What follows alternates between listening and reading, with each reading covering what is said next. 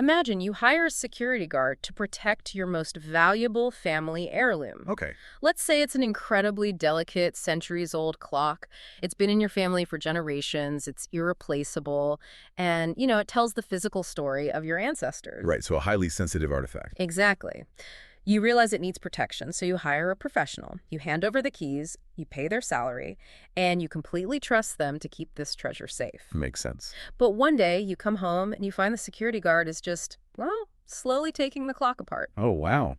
Yeah, they're ripping out the delicate brass gears, tossing the ancient hands into a plastic bucket, and using the wooden case to build a ticket booth so they can charge your neighbors a fee to look at the wreckage. That is, it's a terrifyingly vivid scenario. Yeah. And what makes it so incredibly insidious is the justification. Right.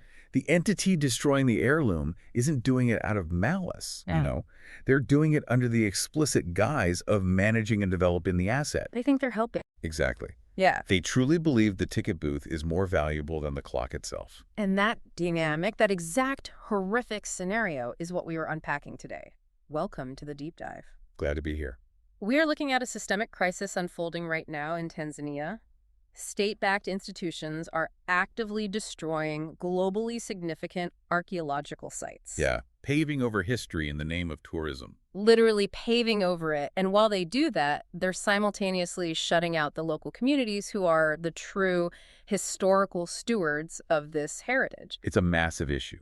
And for this deep dive, we are pulling from an incredibly comprehensive and honestly quite urgent academic article. It was published in 2026 in the journal Antiquity, alongside its accompanying press release. And antiquity is a big deal, right? Oh, absolutely.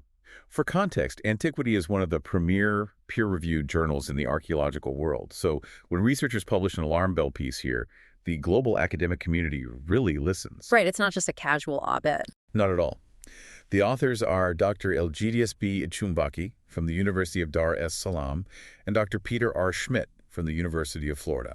And they went deep on this. They really did. Through extensive field visits, interviews, and just meticulous documentation, they've laid out a profound cautionary tale. It's about what happens when ancient heritage is stripped of its meaning and transformed entirely into a modern commodity. Okay, let's unpack this. Because to truly understand the physical destruction happening on the ground, the concrete being poured over ruins, bulldozers driving over millions of years old footprints, we first have to understand the paperwork. The bureaucracy. Exactly. The quiet policy shifts in government offices that basically sign the death warrants for these sites. That is exactly where we have to start, because it's a tragic evolution of policy. If we look back to 1997, Tanzania had what was known as the cultural policy, the Sera ya Utamaduni. Right. And at that time, this policy fell under the Ministry of Information, Culture, Arts, and Sports. Which makes total sense. You group heritage with culture and art, it treats history as something intrinsic to the identity of the people. It's a very holistic view of preservation. Precisely. Under that 1997 framework, heritage encompassed language, traditional crafts, living arts, and historical sites. It was fundamentally about national identity. And it's about who they are. Right. But then we see this seismic ideological shift in 2008. The government introduced a new cultural heritage policy. And critically, the administration of this policy was ripped away from culture and arts and placed under the Ministry of Natural Resources and Tourism. Just the name change alone is a massive red flag. It really is. Moving history into natural resources and tourism, suddenly a 12th century mosque or a prehistoric cave painting isn't an artistic achievement to be preserved. No, it becomes an asset. It's a resource to be mined. It's honestly no different than a vein of copper or a herd of wildebeest to them. And the authors argue that this was the exact moment the philosophy fundamentally broke. The 2008 policy explicitly pledged to turn cultural assets into engines of socioeconomic development through tourism. Tourism above all else. Yeah. Now, if we read the fine print of that 2008 document, it wasn't entirely malicious on the surface. It promised collaboration with local communities, the private sector, international organizations. Sounds great on paper. Exactly. It even mandated that cultural resource impact studies absolutely must precede all development projects. But I'm guessing, based on the fact that we're doing this deep dive right now, those promises of community collaboration were just window dressing. They were completely unrealized. The government, operating through its Department of Antiquities, championed this idea that monetizing these sites would lead to inclusive economic growth. Okay. The problem was that the Department of Antiquities, the DUE, was chronically underfunded. They lacked the capacity, the budget, the infrastructure to execute this grand vision. So they were set up to fail. Pretty much. They Why on earth are the people who manage forests and wildlife suddenly in charge of priceless antiquities? I mean, it's like putting a wildlife ranger in charge of the Louvre, just because both a national park and an art museum are technically tourist attractions. That analogy hits the nail right on the head. A wildlife authority might know exactly how to manage a massive crowd of people, right? They know how to set up the safari queue, where to put the gift shop, how to pave a road through a savanna. Sure, logistics. But they completely lack the fundamental institutional knowledge of archaeology. They literally don't know the difference between a priceless historical foundation and just a random pile of rocks. And it's not just a lack of knowledge, is it? It's a complete mismatch of operational models. Exactly. The authors of the antiquity paper emphasize that these wildlife agencies operate on a highly refined, commodity-based model. Think about how a safari actually works. Okay, yeah, you build heavy infrastructure. Right. You construct massive lodges, you pave roads, you build viewing platforms and expansive toilet blocks, and you funnel high-paying tourists through to look at lions and elephants. And the animals move around, so the landscape itself is just the background. Exactly. But in archaeology, the landscape is the artifact. The dirt itself contains the data. Yes. Yeah. And the wildlife agencies don't even have the budget lines to recruit cultural heritage experts to explain this to them. They are driven entirely by that national park model. Wow. And what is perhaps most tragic here is that the Department of Antiquities didn't even fight this hostile takeover. According to the research, the DOE used this restructuring as an escape hatch. Are you serious? Yeah, they were failing, so they willingly walked away and handed humanity's shared history over to unqualified bodies. Which forces us to look at what actually happens when those unqualified bodies start applying their safari park model to ancient history. Because the destruction we are about to talk about isn't theoretical. No, it's very real. It is physical, it's irreversible, and honestly, it's horrifying. Let's look at the first major casualty documented in the paper, Kilwa Kisiwani. So Kilwa Kisiwani is an island off the southern coast of Tanzania, and its historical weight is just immense. We are talking about a medieval Islamic settlement that functioned as a massive East African trading center. From when to when? From the 10th to the 17th centuries. It was the linchpin of the entire Indian Ocean trade network. To give you listening a sense of scale, while parts of Europe were slogging through the Dark Ages, the sultans of Kilwa were minting their own copper coins. Yeah, it was incredibly advanced. They were trading gold from Great Zimbabwe, ivory, and spices for Persian ceramics and Chinese porcelain. It's a UNESCO World Heritage Site. And it houses the ruins of the Great Mosque. Right, which was the largest mosque in sub-Saharan Africa until the 16th century, built from this intricate coral ragstone. The architecture and the archaeology here hold the physical keys to understanding early globalized trade. It is a site of profound global significance. So what happens when the Tanzania Wildlife Authority, TAWA, is handed control and told to increase tourism revenue? Oh boy. They decide the site needs modern infrastructure. And their very first move is to erect a massive new building right at the entrance of the ruins. And when we say massive, the authors specified this is a 25 by 20 meter structure. It's built out of modern brick and cement, roofed with corrugated iron sheets and fitted with large glass windows. Yeah. It's an interpretation center and an office, but it completely overshadows the medieval ruins. Which is a fundamental violation of UNESCO principles regarding visual integrity. When you manage a historical site, the sight lines, the environmental setting, the atmosphere, these are all critical components of the heritage experience. You want to feel like you're stepping back in time. Exactly. Driving a giant, modern, corrugated iron office block next to delicate 12th century coral masonry fundamentally degrades the authenticity of the site. It turns a historical marvel into the backdrop for a municipal building. But the visual assault is just the tip of the iceberg here. The physical destruction of the archaeological record is where it gets truly devastating. Yeah, this part is hard to read. TAWA decides that tourists need a clear, comfortable path to walk on.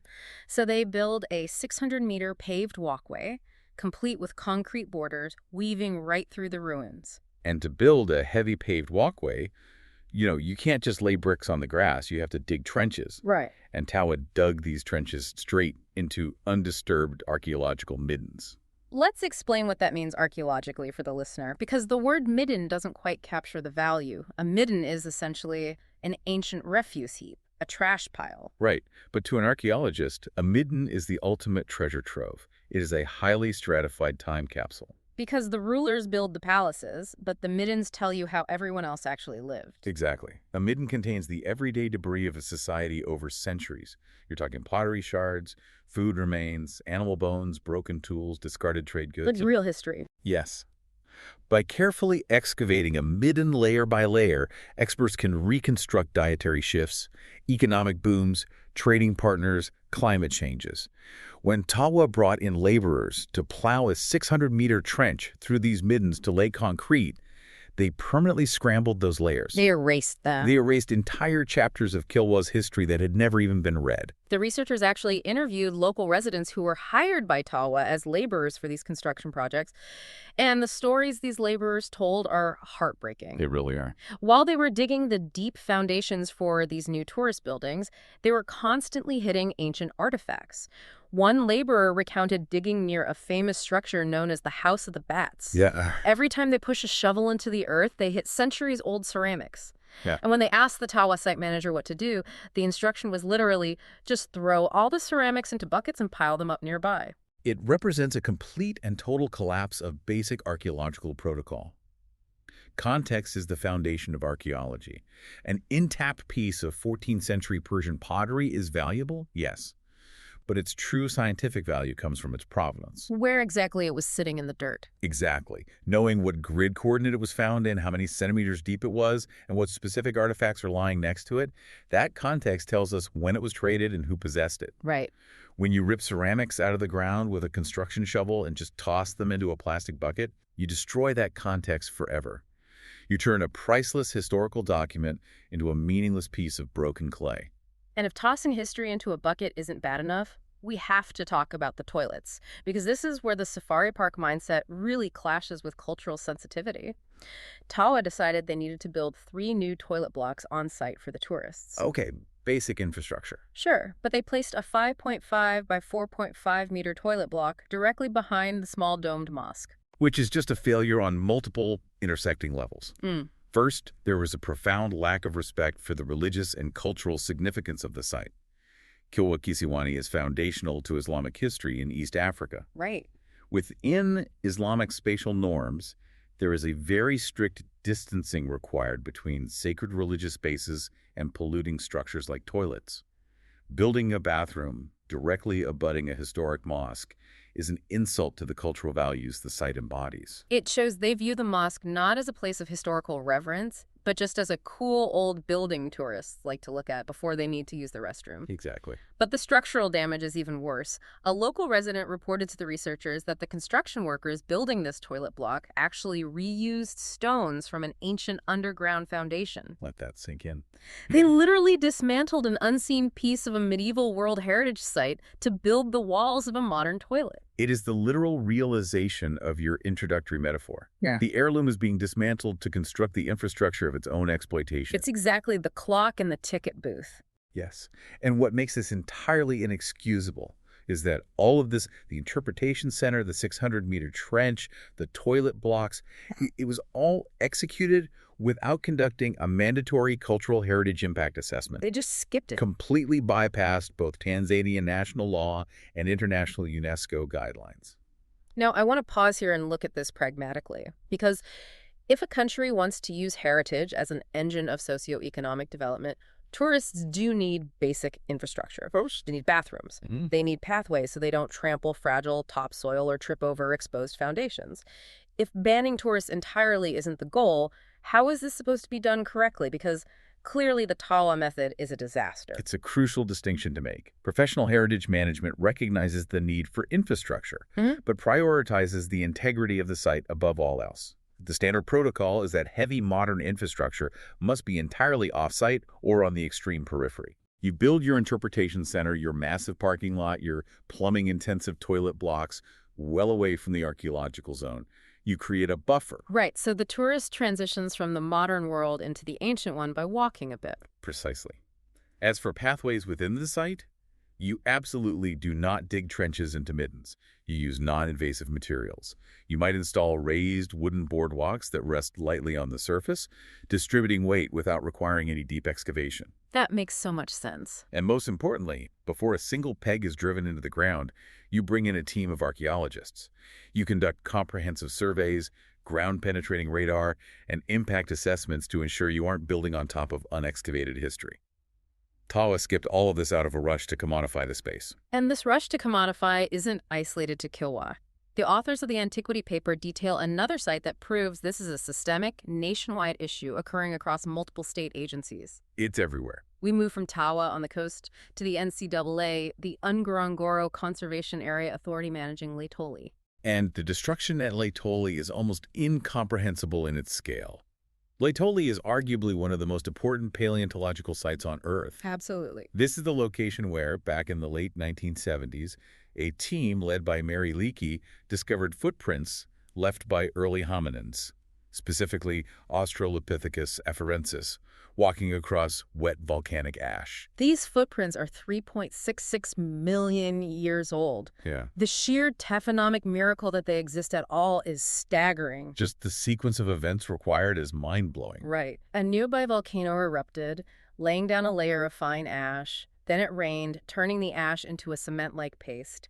3 of our ancient ancestors walked across it, and then another eruption sealed those footprints perfectly. They proved definitively that bipedalism, walking upright on 2 legs, occurred far earlier in human evolutionary history than science previously understood. It is quite literally the physical origin story of humanity's first steps. It is a site of unparalleled scientific value, and for decades, the management of these footprints was actually a triumph of conservation science. Oh, really? Yeah. In the 1990s, experts from the Tanzanian government partnered with the Getty Conservation Institute to protect the tracks. They employed a highly specialized technique called reburial. Let's explain how reburial works, because it sounds kind of counterintuitive to bury the thing you just spent years finding. It does sound strange, but it is the gold standard for fragile, exposed surfaces. Volcanic ash is incredibly susceptible to erosion from wind and rain. Plus, extreme temperature fluctuations cause cracking, and you have the invasive roots of local vegetation. So you have to cover it back up. Exactly.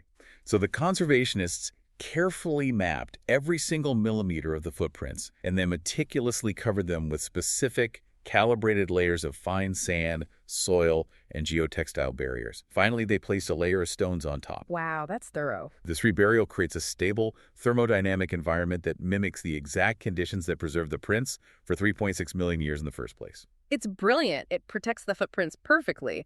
But there's one political problem with reburial. There's nothing for a VIP to look at. Which brings us to 2008, when the president of Tanzania at the time, Jakaya Kikwete, visits the Laetoli site with international delegates. And you can see the political friction immediately.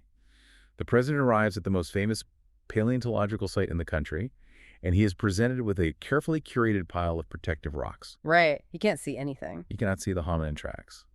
And so, driven by political optics rather than conservation science, the president issues a directive: uncover the site, build permanent infrastructure so people can look at the footprints. A directive from the top down to commodify the site for visual consumption. Now, the paper notes that initially there were attempts to do this responsibly. There were? There were years of impact assessments, which actually led to the incredible discovery of new sets of footprints in 2014 and 2015, but the massive museum project stalled. Yeah, it lost momentum. And when the initiative resurfaced recently in 2023, the NCAA, a conservation authority used to building safari lodges for viewing wildlife, decided to fast-track construction that completely bypassed expert consultation. And the NCAA's actions in 2023 were just catastrophic. They decided to construct what they termed semi-permanent structures directly over the delicate trackways. Semi-permanent. Right, but these were not lightweight tents. At one location, known as Site G, they built a massive 47 by 12 meter rectangular building, complete with a deep interior foundation designed to support a heavy viewing platform. Building a foundation right next to a 3.6 million-year-old ash layer is terrifying enough. It gets worse.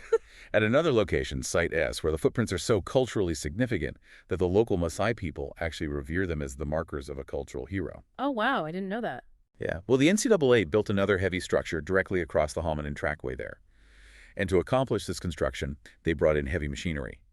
The researchers visually documented mechanical excavators, massive backhoes driving freely across a landscape known to contain undocumented fossils, animal tracks, and hominin footprints. Let that sink in. An excavator weighing tons, grinding its steel treads into the earth, churning up the exact sedimentary layers that have preserved our ancestors' footprints for millions of years. It's heartbreaking. And why? To build a viewing platform. And the visual details the researchers noted are just a masterclass in tragic irony.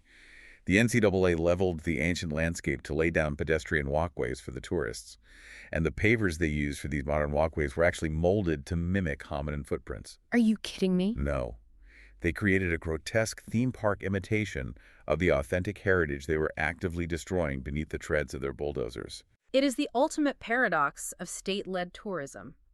The physical heritage that tourists travel across the globe to witness the profound authenticity that gives Laetoli its power is being pulverized by the very infrastructure built to accommodate those tourists. Exactly. The commodity-based approach isn't just mismanaging the product, it is physically cannibalizing it. And Kilwa and Laetoli represent just one facet of the crisis, the mismanagement of static archaeological ruins. The situation becomes infinitely more complex and in many ways more aggressive when the state bureaucracy attempts to manage heritage sites that are not dead ruins, but are actively used by local communities. Right. What happens when a site is still alive? To explore that, the paper takes us to central Tanzania, to the Kondoa region. Kondoa is amazing. It is. It's globally famous for its rock art. We're talking about a sprawling landscape containing anywhere from 150 to 450 natural rock shelters and caves, decorated with ancient paintings of human figures, animals, and intricate hunting scenes. It's a UNESCO World Heritage Site. But the crucial distinction here is that Kondoa is a prime example of living heritage. For the local communities, these rock shelters are not museums. They are active spiritual focal points. Right. They are a direct geographical link to their ancestors. The local people still actively visit these specific caves to conduct vital community rituals. The researchers document ceremonies for rainmaking during droughts, healing rituals for the sick, initiation rites, and divination. Yeah. And a core component of these rituals involves interacting directly with the ancient art. The ethnographic data shows that during these ceremonies, community members will pour libations, animal fats, blood, and locally brewed beer directly onto or near the rock art to appease the ancestral spirits. And this is where we see a massive collision of paradigms. Exactly. You have two completely incompatible worldviews. Mhm. On one side, you have the state, represented by the Department of Antiquities and the Tanzania Forest Services. They view the rock art through a rigid Western museum conservation lens. To the state bureaucracy, a painting is a static historical object frozen in time. It is an asset. Do not touch. Right. It must not be touched, it must not be altered, and it must be preserved exactly as it is so that tourists can pay a fee to look at it. And on the other side, you have the community whose worldview holds that the site is a living, breathing, spiritual entity where physical and ritual interaction is mandatory for the survival of the community. Yes. So how does a top-down state bureaucracy react to locals pouring beer and fat on a UNESCO World Heritage asset? They rely on exclusion. The state erected literal metal cages around the art-bearing rocks to physically lock the local community out. They build cages. It is such a heavy-handed, aggressive response. Yeah. You are effectively criminalizing the very people whose ancestors created the art and who have acted as its stewards for generations. And from a purely sociological standpoint, building a cage without community consensus is a guaranteed failure. Oh, absolutely. The local communities reacted exactly how you would expect. They simply destroyed the cages. The researchers noted that locals dismantled the metal fencing and repurposed the materials for their own domestic use, like fixing roofs and animal pens. I have to admit, there is a certain poetic justice to that. You try to lock us out of our own sacred space, we're going to take your cage and use it to improve our village. Totally. But let me step in here and push back a little on the science of this, because I want to look at it objectively. Okay. If people are pouring animal fat, blood, and beer onto ancient, delicate pigments, isn't that chemically degrading the art? From a strict preservation standpoint, doesn't the state have to intervene to protect the physical integrity of the paintings from being washed away or eroded by organic material? It's a brilliant question, and it strikes at the absolute bleeding edge of modern heritage management. You are correct on the chemistry. Introducing complex organic materials, moisture, and biological matter to ancient ochre and pigments can alter them. It causes rot. Yeah, it promotes fungal growth and degrades the art. The state's concern for the physical integrity of the paintings is valid. However, what global conservation science has learned over the last few decades is that attempting to isolate a living heritage site by force is not just unethical, it is practically impossible. Because if you make them the enemy, they won't protect the site from actual threats. Exactly. When you forcibly exclude a community, you breed deep resentment. The community no longer views the site as theirs, they view it as the government's property. Right. They stop acting as the primary guardians against real threats, like outside vandalism, illegal mining, or treasure hunters. Sustainable conservation must integrate living practices, not criminalize them. So what is the mechanism for that? How do you negotiate the chemistry of preservation with the necessity of living ritual? You do it through intensive dialogue and collaborative stewardship. You sit down with the community elders and spiritual leaders. You explain the vulnerability of the oldest pigments. Treat them as partners? Yes. Often, you can collaboratively negotiate a compromise, perhaps designating specific, newly painted areas or adjacent stones where libations can be poured that fulfill the ritual requirements without directly impacting the fragile ancient layers. That makes a lot of sense. You empower the community to be the paid guardians of the site. When the community feels true ownership, they protect the site fiercely. When you put up a cage, you become an occupying force.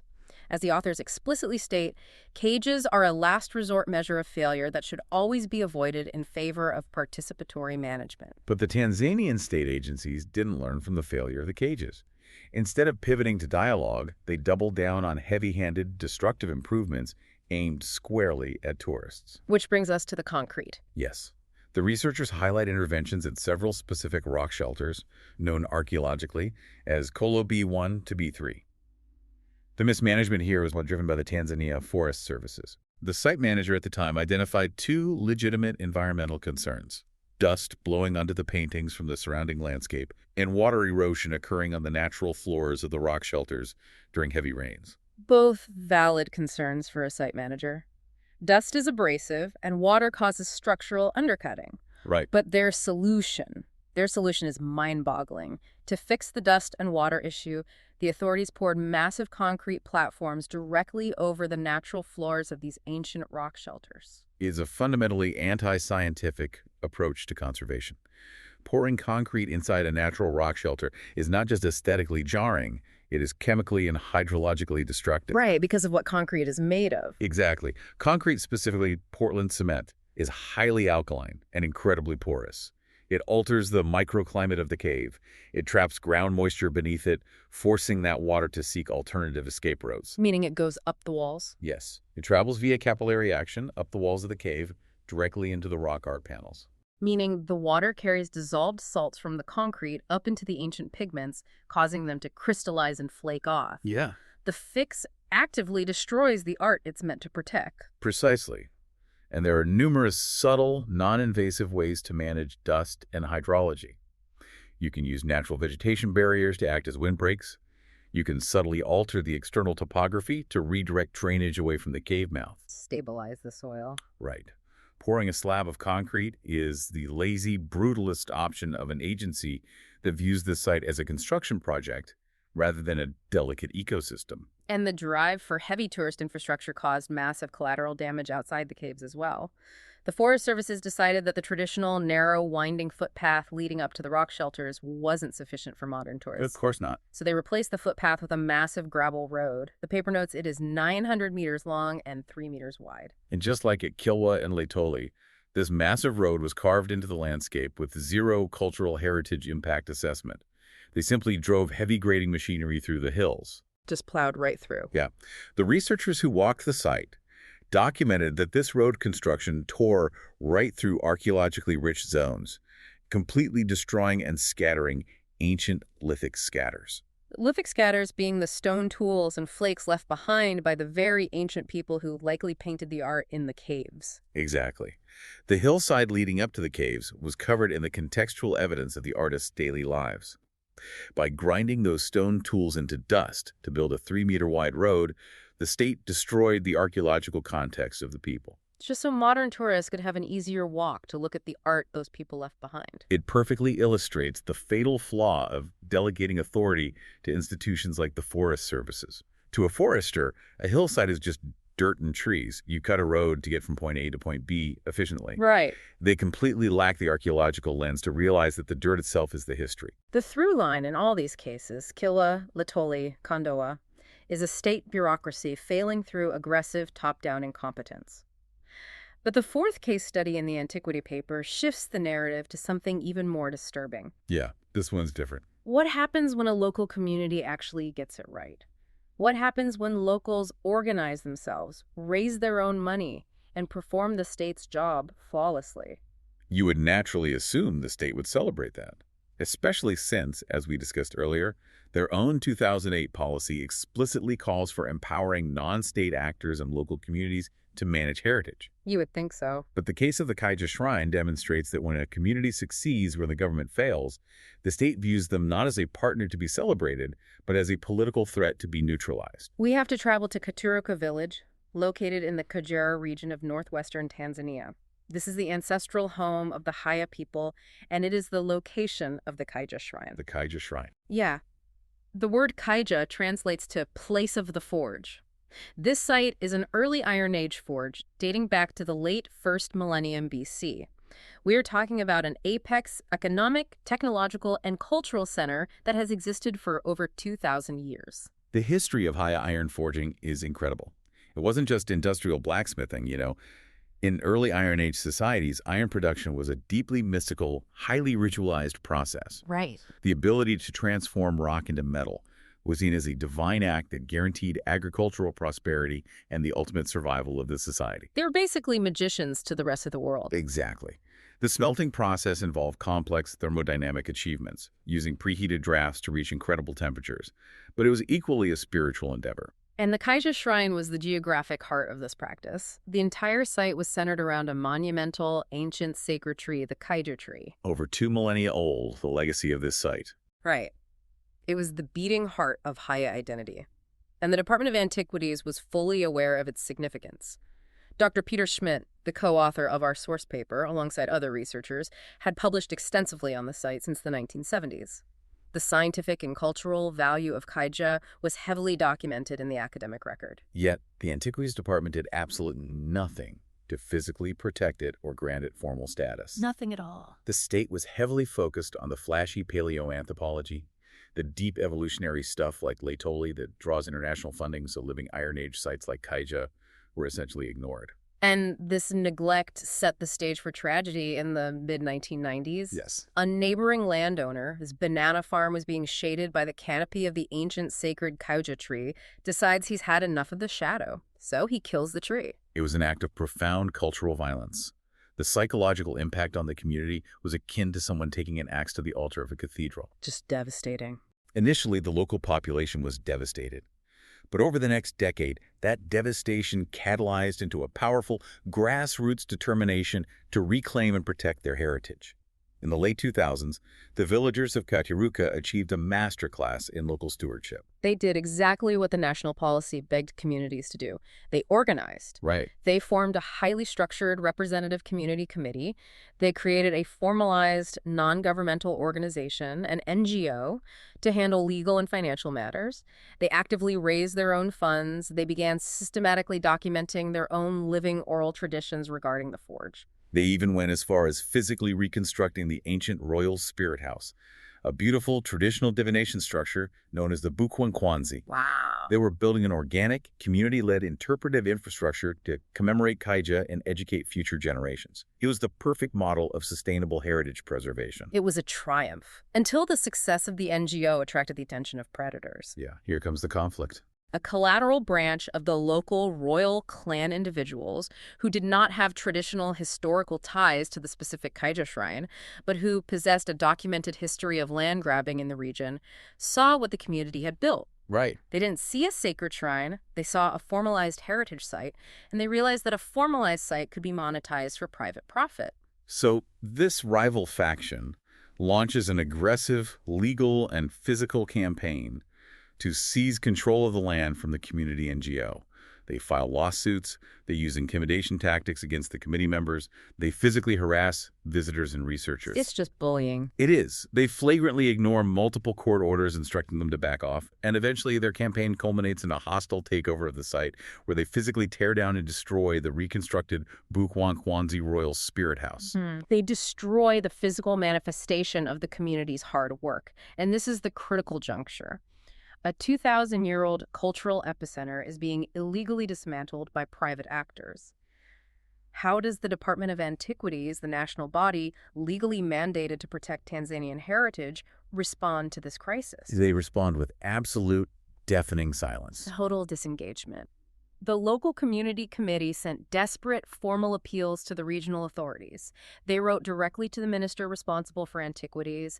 Even local regional officials begged the Douay to intervene and leverage their national authority. And the Douay's response consisted of 2 brief superficial site visits where they mostly just interviewed the land grabbers, and then they took 0 legal action to protect the site. But the bureaucratic failure goes beyond mere apathy. It crosses into active hostility, and this is where the story takes a turn into the bizarre. Oh, this part is wild. An official from the Antiquities Department, rather than aiding the community, goes out of their way to actively discredit the international researchers who are advocating for the NGO. This official fabricates a completely absurd story, falsely accusing Dr. Schmidt, a highly respected academic who has dedicated decades to Tanzanian archaeology, of having stolen a pot of rupees during his initial excavations back in the 1970s. A pot of rupees. It sounds like a rejected plot line from an Indiana Jones movie. It really does. It is so blatantly ridiculous. But if we analyze it, that absurdity serves a very specific, dark function within the bureaucracy.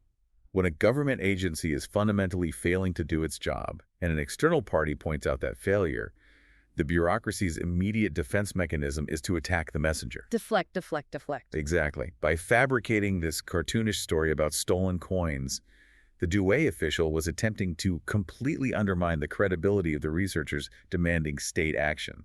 It is classic institutional deflection. Do not look at our failure to enforce the law and protect this Iron Age site. Look at this imaginary colonial-style theft from half a century ago. But the deeper question is why? Why would a chronically underfunded, understaffed government agency deliberately turn away free, highly motivated, financially independent, and successful local help? The community was doing the state's job for them. This gets to the very core of how power operates. We are talking about centralized bureaucracies in post-colonial states. The overarching theory the authors present is that these central authorities often fear losing their monopoly on power far more than they fear the actual destruction of the heritage itself. That is the defining insight right there. Yeah.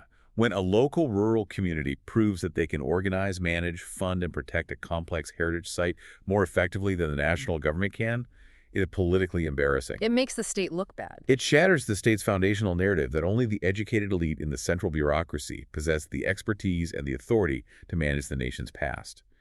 Academics call this phenomenon institutional reluctance. Yes. The Department of Antiquities actively avoided taking up the legal challenge to protect the Kaija Shrine because officially backing the community, NGO would mean formally acknowledging that the community had a legitimate right to manage the site. Exactly. It would require decentralizing their own power.